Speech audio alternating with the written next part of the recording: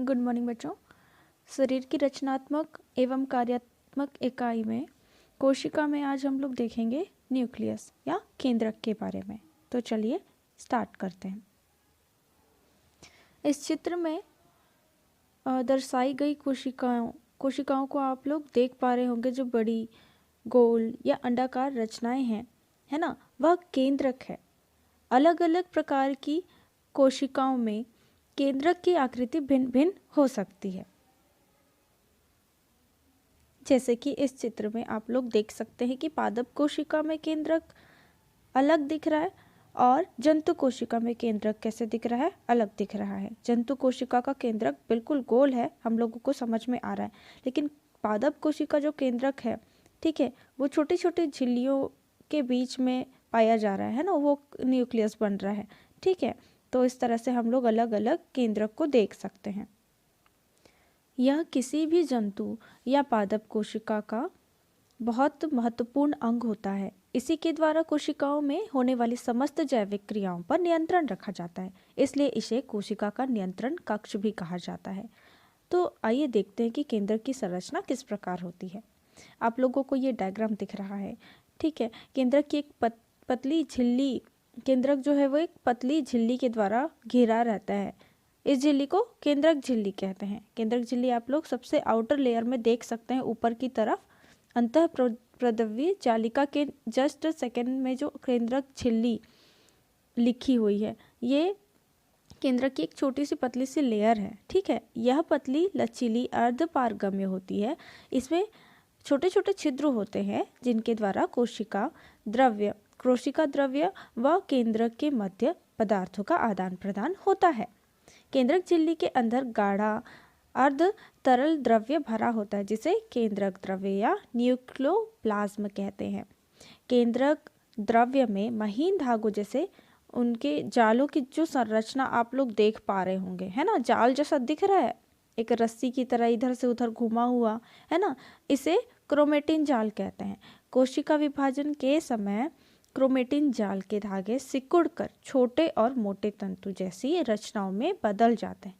जब कोशिका विभाजन होता है ना, उसी समय क्रोमेटिन जाल के धागे क्या हो जाते हैं, सिकुड़ जाते हैं। इस वजह से ये ऐसा दिखाई देता है।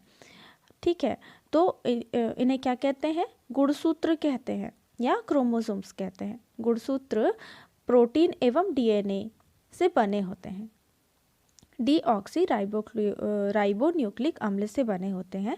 ये आनुवांशिक गुणों को एक पीढ़ी से दूसरी पीढ़ी तक पहुंचाते हैं। केंद्रक द्रव्य में गोला या अंडाकार रचनाएं दिखाई देती हैं, है ना। यह केंद्रिका या न्यूक्लियोलस है। ये कोशिका विभाजन में सहायक होती हैं। आप लोगों को केंद्रिका दिख रहा है, यानी कि केंद्रक के अंदर भी एक गोलाकार संरचना दिख रही है ना। राइबोसोम के ऊपर देखिए केंद्रिका है ना, ये न्यूक्लियोलस कहलाता है। ठीक है, ये केंद्रक विभाजन में सहायक होती है। तो आपने देखा कि सामान्य कोशिका में माइटोकॉन्ड्रिया, गोल्जिकाए, सेंट्रोसोम, केंद्रक इत्यादि सभी कोशिकांग पाए जाते हैं। अतः इन कोशिकाओं को यूकैरियोटिक कोशिका कहते हैं। अधिकांश जीवों में जैसे अमीबा हो गए, केचुआ, मेंढक, गाय, गुलाब, मनुष्य आदि की कोशिकाएं यूकैरियोटिक होती हैं। लेकिन कुछ ऐसे भी सूक्ष्म जीव हैं जो बिना किसी युक्ति के केवल आंखों से दिखाई नहीं देते हैं। इन सूक्ष्म जीवों में सुस्पष्ट केंद्रक नहीं पाया जाता है। इनके केंद्रक के चारों ओर केंद्रक झिल्ली न होने के कारण आनुवांशिक पदार्थ डीएनए कोशिका द्रव्य में बिखरे रहते हैं। केंद्रक झिल्ली नहीं होने के कारण हम लोगों ने देखा ना, इसमें देखिए यहाँ हम लोगों ने स्पष्ट रीति से देखा कि केंद्रक की रचना में बाहर की तरफ एक केंद्रक झिल्ली पाई जाती है, न्यूक्लियर मेम्ब्रेन पाया जाता है। लेकिन जो